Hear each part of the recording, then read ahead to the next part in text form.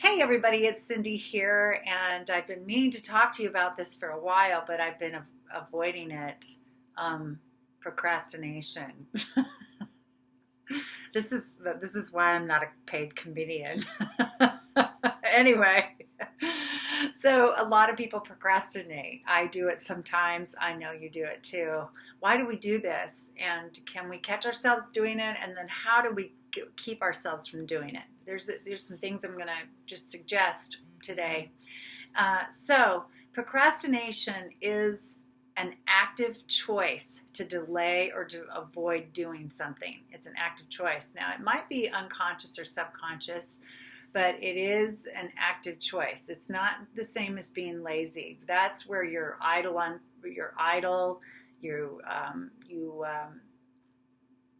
you're unwilling to do something. That's laziness. But procrastination is different. It's a passive aggressive process of avoiding something, delaying something that you're kind of dreading for whatever reason. So if you want to overcome procrastination, because there are a lot of consequences, or can be a lot of consequences to procrastination. I'll give you some ways to help yourself. So let's talk about the consequences, actually. When you blow off doing something or keep putting off and avoiding and delaying and ignoring what needs to be done, this can cause you all kinds of problems in your life. It can actually cause frustration in your relationships if somebody's relying on you and you're not taking care of things. It can cause you to lose a job if you are not following through with the responsibilities as you're supposed to, or not in a timely manner. You might have a lot of financial loss from procrastination if you avoid paying your bills. You end up paying late fees, or if you ignore your financial life altogether, you can really get yourself in some deep trouble. I think one of the worst consequences of not following through on things is the shame and guilt that we carry when we don't. When we really know we need to be doing something and we're avoiding it repeatedly, I think we put ourselves through a lot of emotional torture for not following through on what we know is necessary. So that's one of the worst things. And then there can be missed opportunities in your life because of procrastination. You may not reach your goals you want to reach. And so it's a booger, isn't it? It really is a booger. And so how do we know we're doing it? Well, if you're always gravitating toward what's easiest or most pleasant or what you love the most, and not getting to the things that are less enjoyable for you, then that is probably you procrastinating. Or you may set yourself all up to do the thing that you don't really want to do, that you've been waiting to do, and then immediately take a break or create a distraction. So that's another form of procrastination. Another thing is allowing or creating distractions in general. When you know what you really need to be doing is focusing in on something else. So you might keep your phone on near you and respond to every little beep and noise it makes, or you might decide, maybe wasn't I supposed to call so-and-so and whatever, or I think I need to put a load of laundry in before I get started. Just that is procrastination, people. And then if you talk to yourself in a way where you say things like, I have to be in a perfect mood to do this task, or all my ducks need to be in a row before I even start, and that kind of thing. So looking for the perfect time, the perfect mood, the perfect conditions all have to be lined up for you to start doing this. That's another form of procrastination, very likely. So why do we do this? Why are us humans prone to this? Well, according to mindtools.com, which is a great website to learn all kinds of things, and there's a little quiz you can take about procrastination. We do it sometimes because we're bored with whatever is at hand, or sometimes we're very overwhelmed with what is at hand. Sometimes we procrastinate because we're disorganized people, kind of chaotic, and kind of can't get our act together enough to take care of something important. Sometimes we have poor decision-making skills, and so we are not able to follow through in a positive way with something. I think a big one that they mention, that I love that they mention, is that we have the fear of failure and a fear of success. Especially perfectionists out there, the fear of failure can freeze someone from doing anything, right? They're so afraid not to do it right or perfect that they don't do anything at all.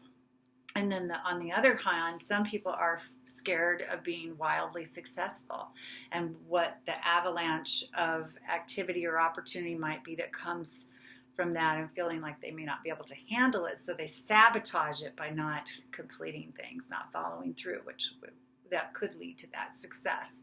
Now, sometimes we have health issues that cause procrastination kinds of behaviors also. If you are an OCD person, if you have obsessive compulsive disorder, procrastination can be huge because you think everything has to be really, really, really just so. That OCD is an extreme anxiety disorder, and you're so anxious that you've got to control everything, usually down to the nitty gritty, and that can be too much for someone in trying to follow through with a particular task or something or other. So if you have OCD, procrastination might be a common factor in your life. Or if you're ADHD, attention deficit hyperactivity disorder, very hard for people to follow through things and remain focused long enough to complete things. So an anxiety, again, depression. If you suffer from depression, you may not have the motivation, the energy to feel like you can follow through on something that you feel really needs to be done. You may not have the emotional energy or get up and go feeling to tackle something.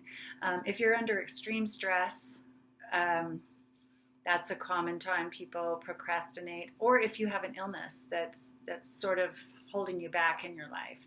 So those are some health issues that really can lead to procrastination in a very understandable way. And so it's very important that you get those managed so you don't have to keep procrastinating, so you can get back to functioning your daily life and the things that you really need to attend to on a regular basis. So here's some strategies for just good old, procrastination to help you overcome it, any and all of us who may be doing that. One is to prioritize your to-do list. So really, really look at what's important each day. Look at a to-do list each day and prioritize them from what's most important down to what's least important. So start with the biggie. Start with the most important things and work down to the least important things. So you're tackling the tougher stuff first, or things that might be more time consuming. And then minimize your distractions. Don't allow people to call you. Don't feel like you have to answer your phone or respond to text or even your doorbell. If you work in an office, you can't, if you're allowed, shut your door and have uninterrupted time unless there's emergencies or something. Anyway, just minimize distractions. Don't try to do 13 things at once. Focus in on what you most need to get done and just stay right there with it. Hang with it. Again, think of the consequences if you don't follow through. Help that to motivate you, because you don't want those consequences, right? You want more for yourself than some of the consequences that can occur from procrastinating so much. And then I'd check your mentality. A lot of times we think we have to do things, and really everything is a choice. Everything we do is a choice. You have good reasons for choosing what you choose. You may not like your job, for example, but you choose to go to it because you want to be able to provide for your family, or you want to feel good about contributing something to a company or to a community. And so you choose to go because you want to feel responsible and be a productive citizen, or whatever, whatever your reasons are. But you are choosing to go. You don't have to go. You're choosing to go. And so if you can shift that mentality about the tasks that you choose also, and say to yourself, I don't have to do this. I choose to do this. That just kind of can lighten the mood a bit, and then it feels more freeing It's like when we feel like we're doing something by choice instead of being forced to do something, we can usually approach it in a better way. You might want to get yourself an accountability partner. This could be someone who you tell, you talk to about, I have this big project. I really need to get it done. It's very important. I have to have it done by such and such a date. So will you please call me every day and ask me what progress I've made on this project?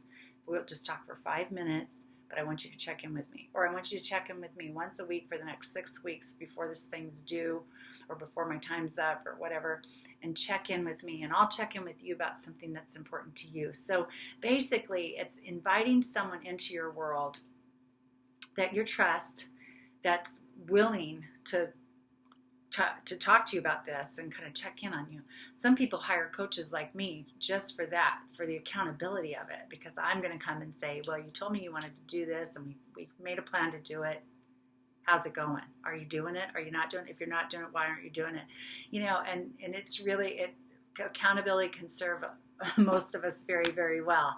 A lot of people, accountability situation many people set up in their lives is to have a friend to meet them at the gym to exercise with when they're trying to establish a new habit of getting to a gym, because you think, gosh, I gotta go. I don't really want to go, but she's expecting me or he's expecting me, so I'm gonna go.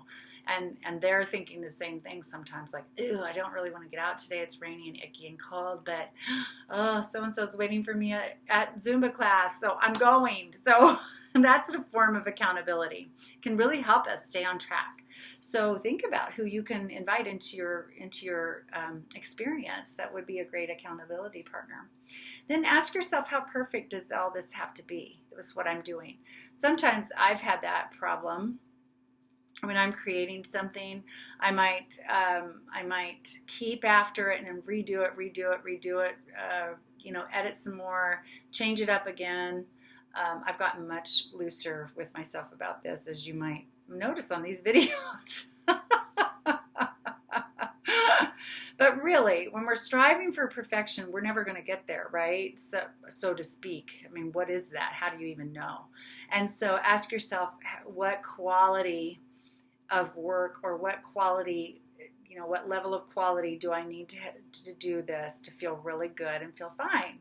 And you might shift it in a way that doesn't keep you belaboring something longer than it needs to, and still have quality products, work, projects, whatever it is that you're accomplishing.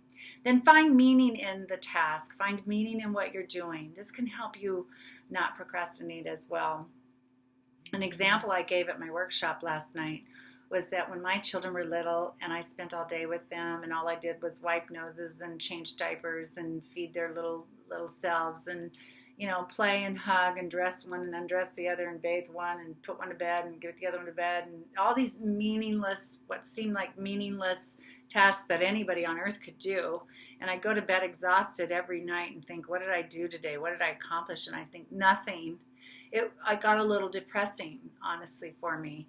And so I shifted my mentality about it, and I decided that, no, I'm not just doing nothing, and I'm not just doing what anybody can do. I'm raising souls. I decided to tell myself I'm raising souls, which was true also, and that put a whole different meaning to it for me. And it completely changed my life. It relieved me and it moved me forward as a mother of young children. And so that's what I'm suggesting you do with things that you procrastinate about, is find different meaning to it, attach a different meaning to those things to possibly help you to look at it differently, so it feels more inviting, less intimidating, and more significant, so you want to draw yourself toward it more.